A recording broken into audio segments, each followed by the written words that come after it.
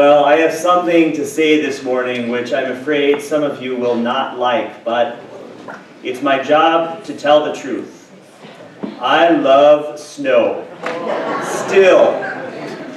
I know we're breaking all kinds of records with the amount of snow that we have, but I still think it's beautiful. And this morning when I saw all that fresh snow out there, I said, all right, this is great. I love the snow. I have all kinds of happy memories with the snow, and I think it's just beautiful. Now, I realize that nevertheless, while I love snow, I think it's so beautiful, I'm going to tell you, I'm also done with winter. Winter can be finished at this point.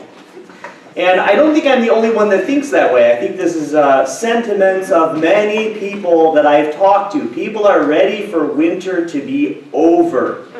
In fact, I don't know if you noticed, but in the news there were a few reports about different municipalities, different cities around the area who have been complaining, cities in the northern part of the Midwest, who have been complaining about the amount of money that they've had to spend on salt.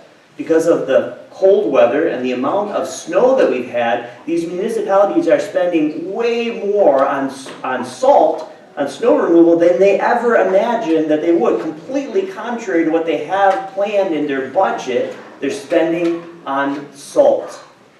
And what's this salt for?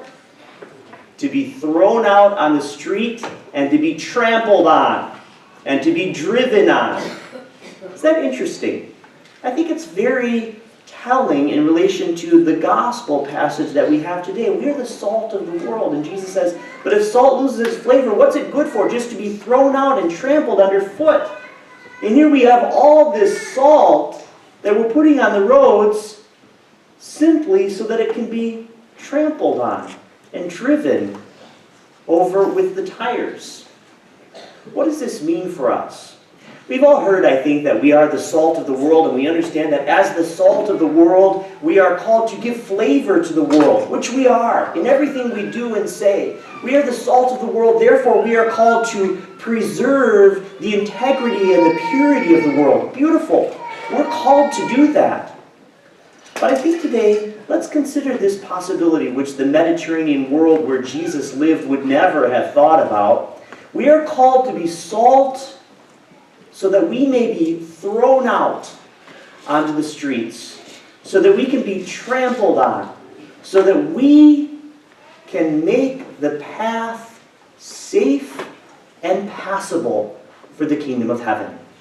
Because that's what this salt is for. This salt is thrown out in order to make the streets safe so that people can pass by them. That's what we are called to be as Christians. We are called, in a sense, to be that salt that's thrown out. And it's hard. No one wants that. Because that means that we're going to be walked over. It means we're going to be taken advantage of. It means we're going to be judged. It means that people are not going to understand us. They're going to look at Christianity and see, this is crazy. But in fact, it is a craziness that is the truth that comes from God.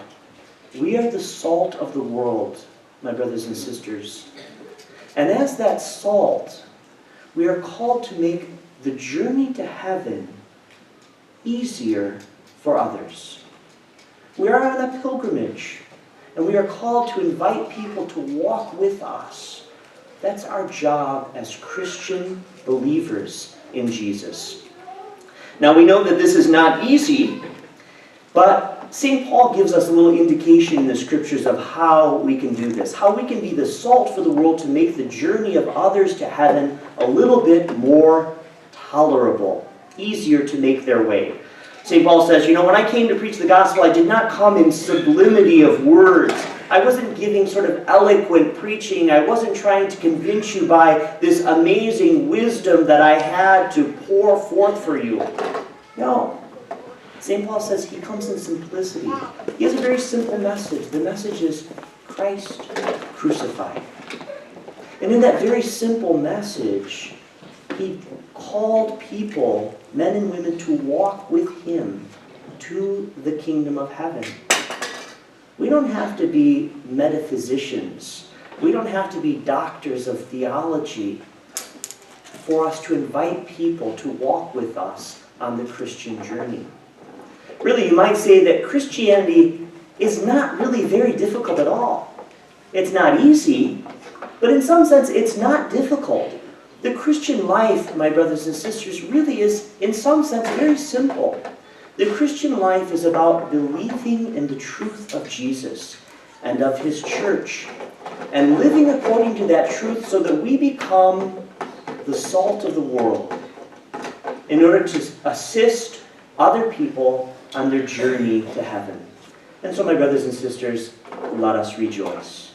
We are the salt of the world, and sometimes as that salt, we are thrown out into the street so that we can be trampled on, so that we can make the way safe and passable for others as we journey together on this pilgrimage to the kingdom of heaven.